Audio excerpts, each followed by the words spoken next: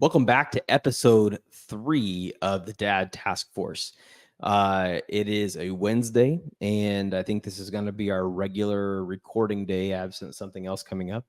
And so then you can expect from us new recordings on Wednesday, which will then show up either the next Thursday or the Thursday after, depending on what we have in our back catalog. So tomorrow, episode 2 comes out, and then a week from today, this one will come out.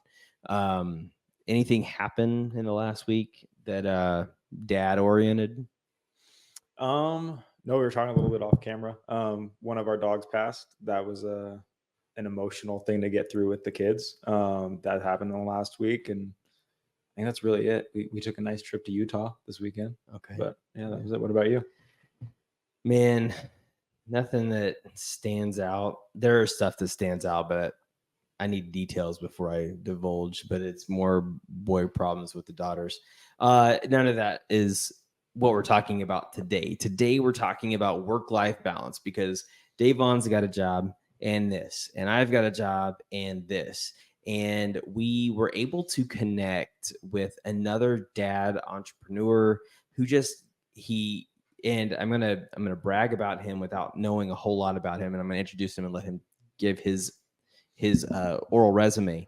But as I was going through his YouTube and his Instagram and everything that I could find on him, what I noticed is that he adds so much of his content. It appears to be family. And I think that that's great because we do the same thing with this. And I'm going to bring him in now to introduce himself. This is Sarkis from Streamkitz with a Z. And I'll let him talk about himself and his product. Sarkis, welcome. Thank you for being our first guest. Welcome on board. Thank you, guys. Thank you so much for having me. Yeah, so Streamkitz is basically a company I kind of built around, and really it did stem from the kids, like you mentioned. So having 5 kids myself, the work-life balance, it was interesting to see how everybody was kind of gaming, how a newer generation of kids live on their phone, live on their PCs as far as how they intake content. And even jumping into that for creating their own kind of thing and buying a camera and doing a stream and getting on the internet. I saw that, it was pretty expensive and complicated. And that's kind of how this company grew out of that. It's combining, I guess, my broadcast background, which I did for about 20 years, and took that and put it into, I guess, more of a modern way of how kids are communicating and sharing content, how they're sharing their creativity. And it was an idea to, instead of them focusing on the technology and what to build and what they need, they could just be creative, set the stuff up, and create a stream. So did you come up with the idea and have somebody else build it, or did you build it as well? Yeah, came up with the idea and basically did not want to reinvent the wheel. Found stuff that already exists in the market, but more on the broadcast side. So, for example, like the camera I use, it runs an uncompressed video output versus like an HDMI or a USB. You kind of get a better signal in the end, and it's just a different approach that a lot of users in this industry aren't aware of, because it usually exists on like $100,000 camera. So in this case, it was just a proper matching of, a camera that uses a Sony Starvis sensor, which we use. So it's a off the shelf kind of name brand, combined that with the key products. And that's all it was. It was more or less just grabbing stuff off the shelf and combining a group of products that I knew would deliver this type of quality.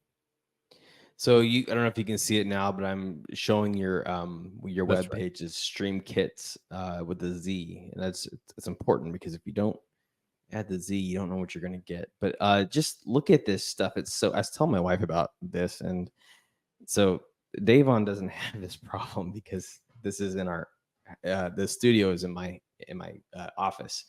Right. But one of the biggest complaints my wife has is like, you've got so much just stuff, from tripods and tables and lights and microphones and stands and this, that, and the other, that looking at your stuff, it's small, it's compact, it looks clean and sharp, and it's very well put together and bundled and packaged. And I think that it's interesting to have this kind of to have this setup, because like I said, we're young entrepreneurs in this thing. We have like this idea of what we want. But if I had to go and figure out how to set up a DSLR or any kind of fancy camera and try to figure that out, I'd be like, "Hey man, can you do this?" And he would look at me like I was silly, and then we have to figure out the audio, and then it's so much time and effort that you just absolutely save everybody. So, can your kids operate this? Yeah, can they? Is that what Yeah. you asked? Yeah, all day. You know, it's usually a 5 to 10 minute setup time. You know, that's my kids actually, and some of the content there on that you see on the website. We set up a 4 camera on my son while he was playing Fortnite. So it grabs, you know, one on the mouse, one on the keyboard, one on his face, and then one of a general. So it allows you to be a bit more diverse with your content, how you want to stand out from everybody else. And it was just, it's fun. It's easy to hook up, and you know, if kids are kind of into that, if kids are into the broadcast and media space, it's a great time to get in. But I was going to ask you guys, you know, how much time did you put into researching, and how much extra stuff did you buy trying to figure out what's going to work, what's not going to work?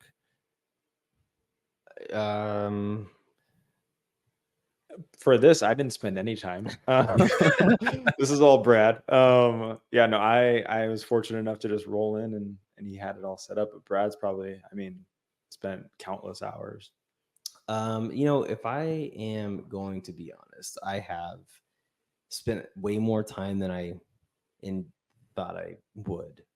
Because there's you can use the new, if you have the right kind of phone and the right kind of tablet that matches the phone, it all is supposed to integrate where you can create a multicam studio in your house. But then you've got to have the right kind of audio. So now you need wireless or lav mics or all these different pieces, and then it's all got to sync together.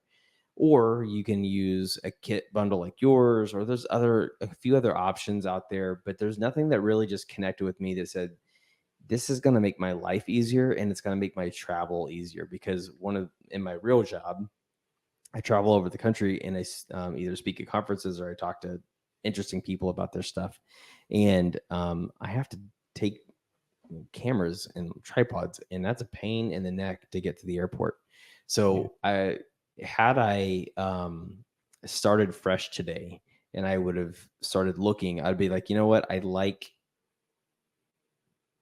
your product setup because it seems so streamlined. It seems ready to go, but just Takes the guesswork out of it affordability too. too. Yeah, like I can't.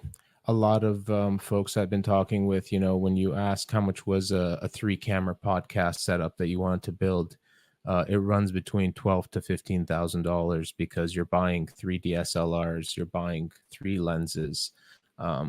It's a lot. It's a lot for kids, and I was like, you know, if my kids want to get into this, I can't afford $3 to $4 a kid just to get them into like a cool little video setup and camera stuff. It's nuts, especially if they're making money, because it is a form of income that's legit. It now. is. It Yeah. is.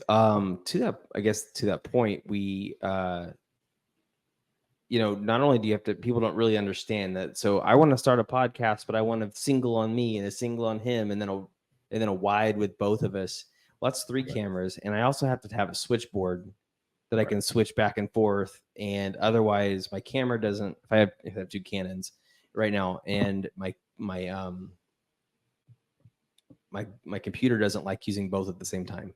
So like this system, yours, seems to function well, which I want to transition. Unless there's anything else you want to add about your product, I want to talk about dad stuff. If that's The dad stuff. I think the most dad stuff I've done with this is I'll take the system to my girls' hockey games, and it's a nice way to actually like set up, even for when the kids are playing soccer, to get coach feedback and multiple angle, you set that up because these cameras can actually run up to about 150 feet away on the cable, away from the base side. So doing a setup in that sense where you're capturing content, even if you want to stream it, and it actually looks like a professional game, you can have somebody working one camera and then have three stationary. So that's probably the most dad use I get out of it, but it's like for sports. That's awesome. I just the things that I think we could do would be top notch. And actually, so the way I'm doing that too is you don't need to bring a laptop. I hook up all 4 cameras and the audio to my phone, and it just connects through the USB-C. I record 1080p 60, and you use that as your viewfinder, and as well you're recording everything to your phone. If you want to stream it live and people tap in on YouTube, you could do that too. Oh, that's and that makes it better. So, because we record this, and then we go put it in post production, people may not realize that the software we're using for online is not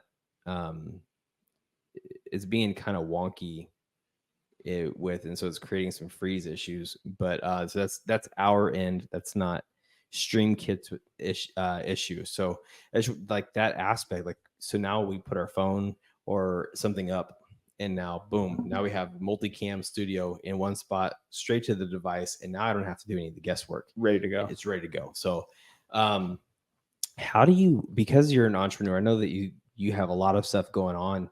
What are you doing to manage like time with family versus time with work? I am fortunate enough that I do work from home. So that's one of the main advantages, where morning routines, evening routines, I could still have with the kids, still have dinner with the kids. The dinner time, is really important. And if I do get gaps, especially in summertime, if I do have a gap of 1 or 2 hours during the day and the kids are home, I do make sure that we could at least get some time outside, even in the garden, running out and doing an errand together. Even benign things, just getting that one-on-one time is always been kind of the key focus on where I could recoup, because it is like 14 to 18 hours a day of working, and you try to fit it in when you can and sacrifice sleep. We know what that's like, boys. That's okay. Sure. Yeah. A little bit. What about you, Davon? What do you talk when we talk about like work-life balance? What is working from home for you? Yeah. It's again, like I'm fortunate enough to work from home as well. I know, Brad, you are too. It's a lot of the same things that you just mentioned, Sarkis. Like, if I've got an hour or two gap between meetings, or nothing's like demanding me to be in front of my computer or in my office right then, like running out maybe into the backyard, like doing something with the kids, or going to the grocery store, anything to just like spend a little bit of extra time with them. Because sometimes, like, something might come up and I might end up working like a little bit after 4 or 5 o'clock when I would normally be getting off. And so being able to bide that time at other spots is big. And then also, like, I've got a pretty hard cutoff on Fridays at 5 o'clock. Like, I am setting that as like, if I need to plug back in, I'll plug back in tomorrow morning or something before the kids are up. But that's how I'm kind of managing that work-life balance. I think it's smart having boundaries. I don't necessarily have great boundaries, just full transparency. My brain constantly goes. And so there's a lot of times I'm just like, I've got an idea, I've got to write it down. And then it starts to take legs. And before I know it, my wife is like, where did you go? I'm like, I'm sorry. And I got to put it down and come back to it. What other things have you got into, Sarkis, where you're like, you know what, this is a great idea, but it's not the most important thing right now? Like, how do you manage that aspect? Like, you were in broadcasting for a long time, so you kind of have like kind of an extensive background. So I'm sure you've got some experience with this. You got to have that hard cutoff, like Davon said. That's it right there. Because it can consume you, right? And you can just do it nonstop, especially if you're doing something you love and you're just going. But I got there's a lot of kids in the house and my wife who will remind me. And as long as you're okay with that and you're open to communication, we do have conversations often where it's like, look, if my head is too far in, you got to come and pull me out because I'll just keep going.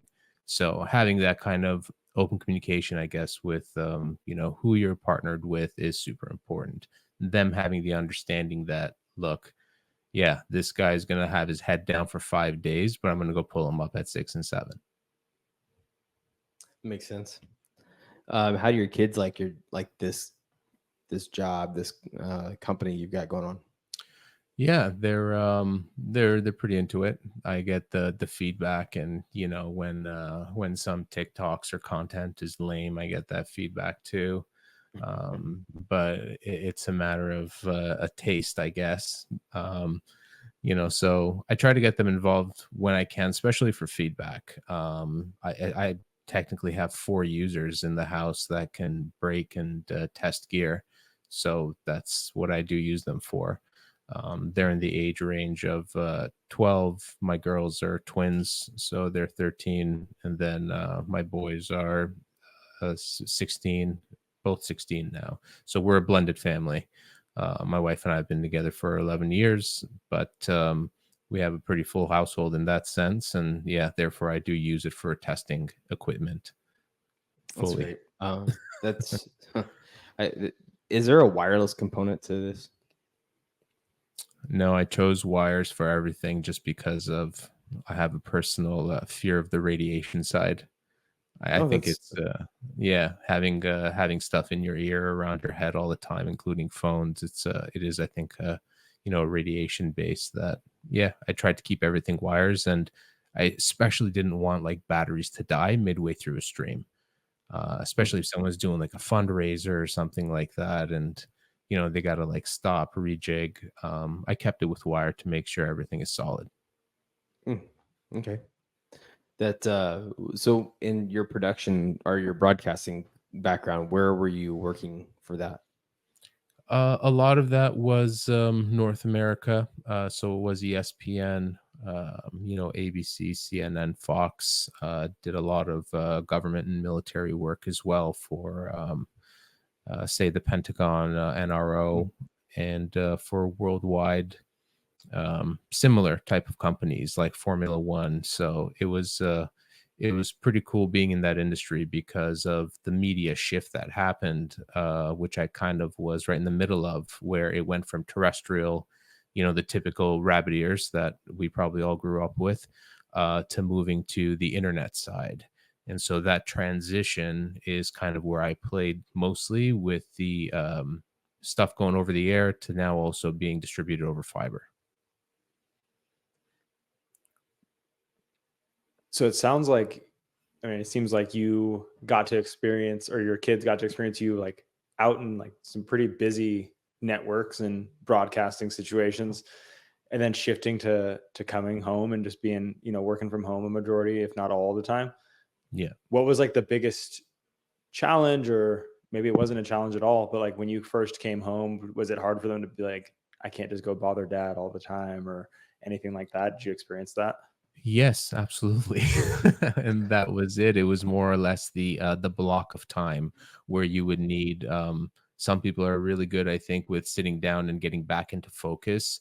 I need a little bit of time. So if I'm in the middle of something for say 2 to 3 hours and I get a break, somebody comes and says I need something, it's hard for me to jump back in. So I'd say concentration, focus, making sure that when you say, look, I'm at work, it has to be treated seriously. Like I'm at work, I can't be bugged right now. Otherwise, it's awesome. You save on commute. It's more chilled. Make a coffee at home. Yeah, for sure. So let me pitch you a scenario. You've got your neighbor.